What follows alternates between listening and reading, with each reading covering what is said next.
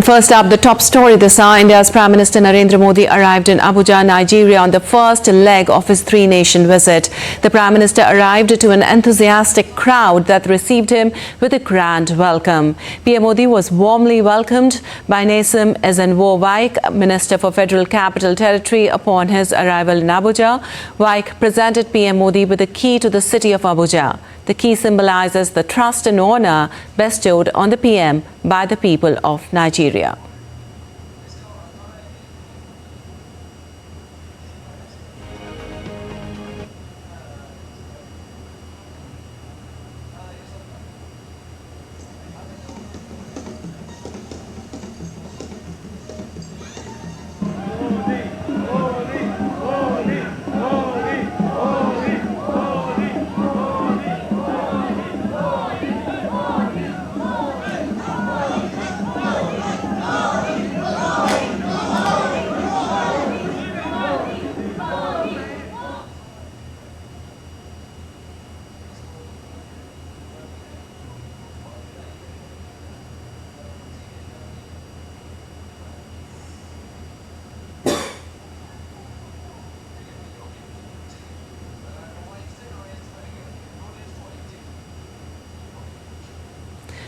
The Marathi community in Nigeria thanked PM Modi for according classical language status to Marathi. A traditional Lavani dance was performed in front of Prime Minister. A youth who scaled Mount Kilimanjaro with a photo of Prime Minister also met PM Modi. The Indian diaspora was buzzing with excitement upon the arrival of Prime Minister Modi. Several members of the diaspora were seen holding Indian flags and chanting Bharat Mata Ki Jai with palpable excitement. Prime Minister Modi is scheduled to hold bilateral discussions with Nigerian leadership to strengthen the ties between both countries. He will also address the Indian diaspora during his Nigeria visit in Abuja. This is the first visit by an Indian Prime Minister in 17 years.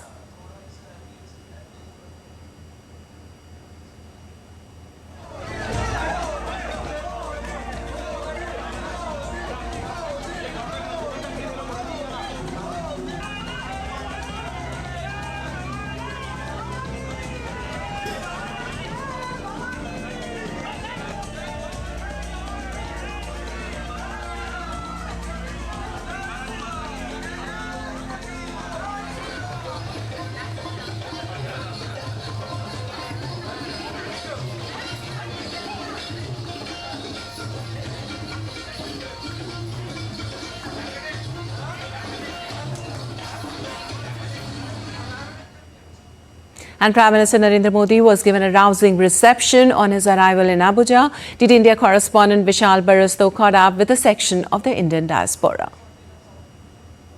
I'm here in Abuja and the atmosphere is absolutely electrifying. Why? Because the Prime Minister is here. The long wait of 17 years is over. Let's talk to first the girls. They have presented a very beautiful dance, Lavani from Maharashtra. How's the feeling? The Prime Minister took a photograph with you.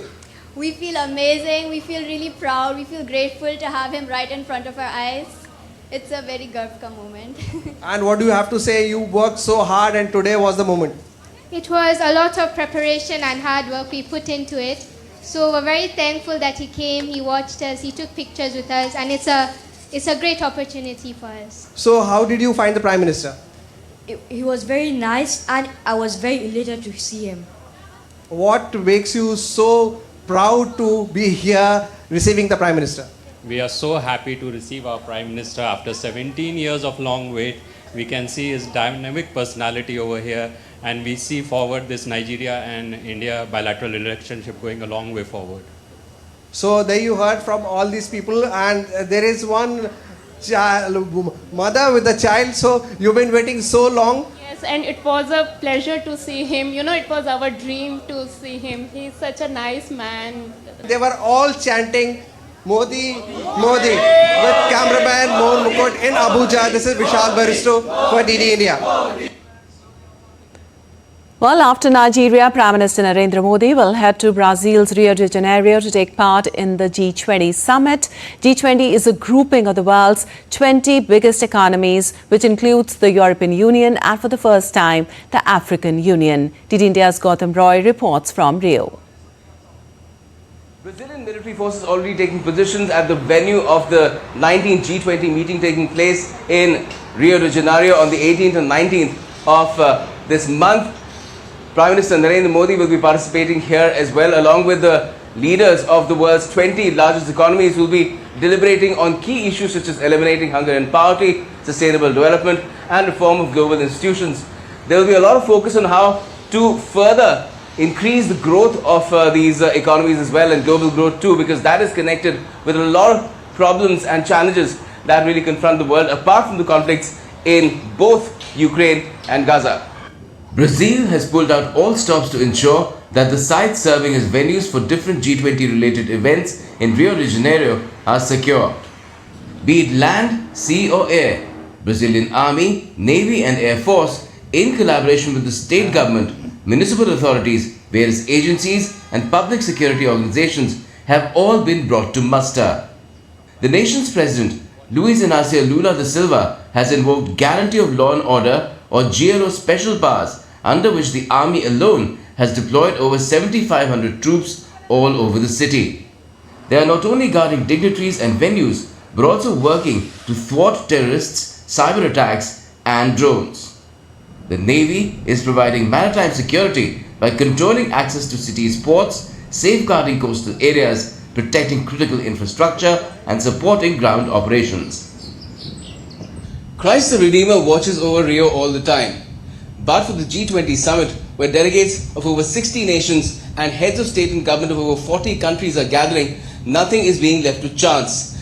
Be it the air, the sea or the land, the Army, Navy and the Air Force are going to be watching all proceedings very, very closely to ensure that everything takes place very smoothly without any incident. With camera person Loknath, Gautam Roy, Rio, Brazil, DD India. And Chinese President Xi Jinping on Saturday pledged to work with the incoming administration of US President-elect Donald Trump, highlighting the importance of maintaining stability in US-China relations. His remarks came during a meeting with outgoing US President Joe Biden on the sidelines of the Asia-Pacific Economic Cooperation Forum in Lima, Peru, for their first talks in 7 months. Acknowledging ups and downs between the countries, she said China's goal of a stable, healthy and sustainable China-US relationship remains unchanged. Whereas Biden told Xi that the two leaders haven't always agreed, but their discussions have been frank and candid. China is ready to work with the new US administration to maintain communication, expand the cooperation and manage differences so as to strive for a steady transition of the China-US relationship for the benefit of the two peoples. China-US relations is critical not only to the interest of the Chinese and American peoples, but also to the future and destiny of the entire humanity. Count up the number of hours you and I spent alone together. I remember being on the Tibetan Plateau with you, and I remember being in Beijing, I remember all over the world. And both as first as vice president, then as president. We haven't always agreed, but our conversations have always been candid and always been frank. We have never kidded one another. We've been level with one another. I think that's vital. These conversations prevent miscalculations, and they ensure the competition between our two countries will not veer into conflict. Be competition, not conflict. And US President-elect Donald Trump's transition team is considering a former Uber executive to lead the US Department of Transportation, as per the sources. Sources also claim that 3 current or former Republican congressmen, one of whom is now a Fox News host, will also join the former Uber executive. Emil Michel, a Trump donor and technology entrepreneur who knows Elon Musk socially, has emerged as a leading contender, 3 of the sources said. Other candidates include Sam Graves, a U.S. House of Representatives member from Missouri and chair of its Committee on Transportation and Infrastructure, along with outgoing Republican Representative Garrett Graves of Louisiana and former Wisconsin Representative Sean Duffy, now a Fox News host, 7 of the sources said. And U.S. President-elect Donald Trump nominated fracking magnate and climate change skeptic Chris Wright as Energy Secretary on Saturday. Wright is a founder of Liberty Energy, which serves the energy companies that have massively increased U.S. fossil fuel production in recent years by extracting oil and gas from shale fields in a process known as fracking. He's also likely to share Trump's opposition to global cooperation on fighting climate change. Wright has called climate change activist alarmist and has likened efforts by Democrats to combat global warming to Soviet-style communism. And leaders of the G7 alliance have reaffirmed support for Ukraine. G7 alliance in statement expressed unwavering support for Ukraine for as long as it takes, adding, "We stand in solidarity, contributing to its fight for sovereignty, freedom, independence, territorial integrity and its reconstruction." Earlier, the Ukrainian president said that his side will do everything possible so that the conflict with Russia's invading forces ends in 2025 through diplomatic means. February 2025 would mark the 3rd anniversary of Moscow's invasion of Ukraine with Russia. On Saturday, the G7 alliance, which includes many of Kyiv's key backers, have supported for Ukraine, pledging sanctions targeting Moscow. And updates on West Asia conflict now. Israel on Saturday said it partly intercepted about 10 projectiles from Lebanon in the area of Haifa Bay. Israel's military said 2 people were injured when a synagogue was hit on Saturday in the northern coastal city of Haifa following a heavy rocket barrage by Hezbollah group. This is yet another clear example of Hezbollah's deliberate targeting of Israeli civilians, the military said in a statement. While Hezbollah claimed several rocket attacks on northern Israel, saying it targeted military sites, including a naval base in the Haifa area. And 2 flares landed near Israeli Prime Minister Benjamin Netanyahu's residence on Saturday in the central town of Caesarea, security services said, describing the incident as serious. Neither Netanyahu nor his family were present and there was no damage reported, it added in a statement. Israel's President Isaac Herzog condemned the incident in a post on X and said an investigation was underway. Security Minister Itamar Ben-Gvir also said on X the incitement against Prime Minister Benjamin Netanyahu crosses all boundaries. Throwing a flash bomb into his house tonight is crossing another red line. And protesters, meanwhile, kept up the pressure on the Israeli government with a weekly demonstration in Tel Aviv's Hostet Square on Saturday, calling for a ceasefire in Gaza in order to guarantee the release of the captives held by Hamas since October last year. So far, 117 hostages have returned home alive, including 4 released at the start of the Gaza conflict. 105, mostly women, children and foreigners, returned last November during a brief truce with Hamas, and 8 rescued by the military. 37 were brought back dead. That leaves 101 hostages still in Gaza by Israeli tallies, at least half of whom Israeli authorities believe are still alive. And as the first week of COP29 in Baku comes to an end, negotiators did a stock take of their talks, with some saying that in certain discussions it became difficult to find even a common starting point. Tense exchanges and dozens of pages of draft negotiating text have failed to make significant progress on the big issues up for discussion at COP29. On key agenda items, finance, carbon trading and how to implement last year's commitment to transition away from fossil fuels, among others, negotiations are still largely where they started after the first week of the summit, as countries clash over emissions cuts at COP29. And in China, a knife attack at a vocational institute in Yixing, Jiangsu killed at least 8 people and injured 17 others on Saturday. Police arrested a 21-year-old former student who reportedly failed to graduate and confessed to carrying out the attack out of anger. Emergency services treated the injured and provided follow-up care for those affected by the attack. The school, home to around 12,000 students from around the world, offers courses in art and design and located in the western region of Shanghai. Violent knife crime is not uncommon in China, where firearms are strictly controlled, but attacks with such a high death toll are relatively rare. This incident follows another deadly attack in Zhuhai earlier in the week. And still to come in this edition of DD India Live.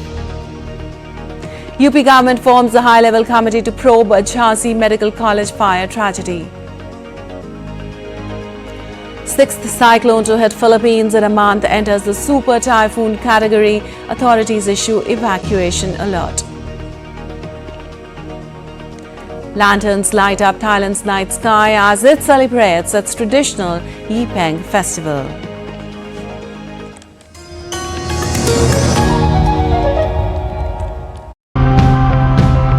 Our habitats are turning into concrete jungles, and that is concerning.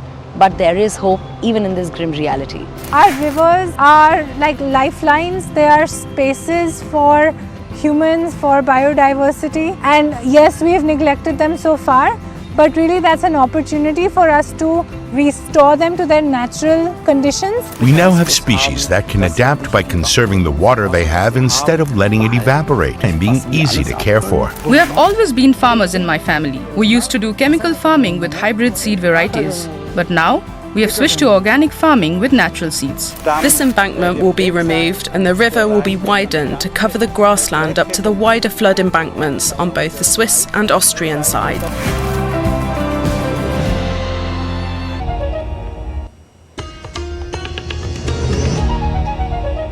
Welcome back. You're watching DD India Live. I'm Bipakshi Khurana, and moving on, India on Saturday sent the first consignment of about 425 metric tons of food grains and other edible items to Suriname for its social welfare program. Ministry of External Affairs spokesperson in a social media post on X informed that the first consignment fulfilling India's commitment to support government of Suriname through supply of food grains and other edible items for their social welfare program left for Paramaribo. India enjoys close, warm and friendly relations with Suriname, reinforced by cultural and people-to-people contacts bridged by Indian diaspora's arrival dating back to 1.5 centuries. And the Uttar Pradesh government has formed a high-level committee to investigate the fire at Maharani Lakshmi Bai Medical College, Jhansi, which killed 10 infants on Saturday. The fire, believed to have been caused by a short circuit in an oxygen concentrator, spread quickly in the NICU's oxygen-rich environment. A 4-member team led by the Director General of Medical Education will examine the fire's root cause, possible negligence and prevention measures. The committee, included health and fire service officials, has been directed to submit its report within 7 days. Meanwhile, the National Human Rights Commission has issued notices to the state's Chief Secretary and DG Police seeking a detailed report within a week. And a remarkable achievement, over 10 lakh senior citizens aged 70 plus have enrolled for Ayushman Way Vandana card within 3 weeks of its launch. This card enables seniors to access free healthcare benefits under the Ayushman Bharat Pradhan Mantri Jan Arogya Yojana. Since the launch of this card, treatments worth over 9 crore rupees have been authorized, benefiting more than 4,800 senior citizens, including over 1,400 women.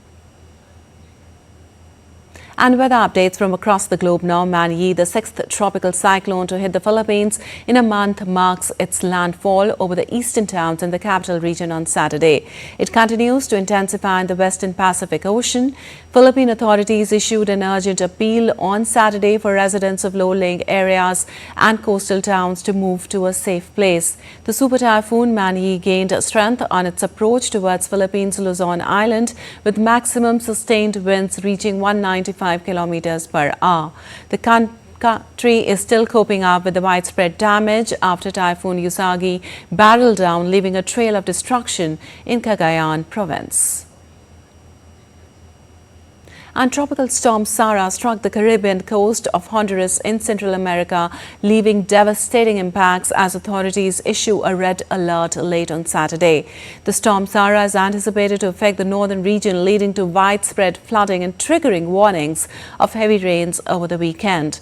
The U.S. National Hurricane Center forecasts that Sara could potentially unleash catastrophic flash floods and mudslides. Sara would impact coffee-producing regions including El Salvador, eastern Guatemala, western Nicaragua and the southern Mexico state of Quintana Roo. While Pakistan's Punjab province declared a health emergency due to smog and imposed a shutdown in 2 major cities, smog has choked Pakistan's Punjab province for weeks, sickening nearly 2 million people and shrouding vast swathes of the province in a toxic haze. Time off for medical staff is cancelled and all education institutions are shut until further notice. Authorities are imposing a lockdown in the cities of Multan and Lahore and halting the construction work in those 2 places. The dangerous smog is a byproduct of large number of vehicles, construction and industrial work, as well as burning crops at the start of the winter wheat planting season. Pakistan's National Weather Centre said rain and wind were forecast for the coming days, helping smoggy conditions to subside and air quality to improve in parts of Punjab. And the air quality in India's capital, New Delhi, also continues to remain a concern amongst the people as the AQI quality remains in severe zone. The unrest in the weather is posing serious health threats, including respiratory issues, eye irritation and increased risk of cardiovascular problems. Authorities urged residents to limit outdoor activities. The smog, primarily caused by vehicular emissions and stubble burning in neighbouring states, has sparked concerns over rising pollution issues among the residents. And now to some sports news now. Special Olympic Bharat, the national federation promoting sports for athletes with intellectual disabilities, announced a 16-member squad that will represent the country for the Special Olympics Asia Pacific Bosse and Bowling competition to be held from November 18th to 22nd at the Tyagaraja Sports Complex. The squad consists of 8 athletes, each for both Bosse and Bowling, along with 8 coaches who will assist them. Exclusive report by DD India correspondent Narayan Singh. New Delhi is gearing up to host the Asia Pacific Bocce and Bowling Competition 2024, a historic event for athletes with intellectual and developmental disabilities. Scheduled from November 18 to 22, the competition will witness about 100 athletes from over 10 Special Olympic programs to showcase their talent. This groundbreaking event focuses on athletes aged 22 and above, a group often overlooked in sports as they grow older. Special Olympic Bharat President Dr. Mallikananda emphasized the importance of the event. The significance of this event is that we are highlighting the age group of 22 plus who are senior athletes and who often do not get opportunities to participate in World Games. Our focus area in this game is our senior 22 plus athletes. The athletes, along with their coaches, are leaving no stone unturned in their preparations. Their excitement and determination are evident as they train hard for the big stage. Special Olympic ने ये 22 plus के लिए जो हमारे special बच्चे होते हैं और इनकी बिलो आईडी एबिलिटी सारी होती है उसको कवर किया है इन्होंने और उन बच्चों को टाइम दिया है, मौका दिया है जो बच्चे सीरियसली ज़रूरत है उनको इस चीज़ के लिए. Mainly it's not a age to start a game, but Special Olympic give them chance to present in this age 22 plus. They really get good chance to present their country. हमने बहुत ज़्यादा तैयारी की है, अच्छे से मेहनत करी है, उसके लिए मेडल आएंगे, जीत के जाएंगे. The competition promises not only to celebrate the spirit of sports but also to inspire a shift in how society views athletes with disabilities. As the countdown begins, Delhi prepares to welcome champions ready to break barriers and create history. Narayan Singh's report for DD India. And Thailand celebrated its traditional Yi Peng festival, lighting up the night sky on Saturday. Thousands of Thai tourists lit lanterns at the infamous tourist hotspot Chiang Mai. It is believed that releasing them will take away bad luck.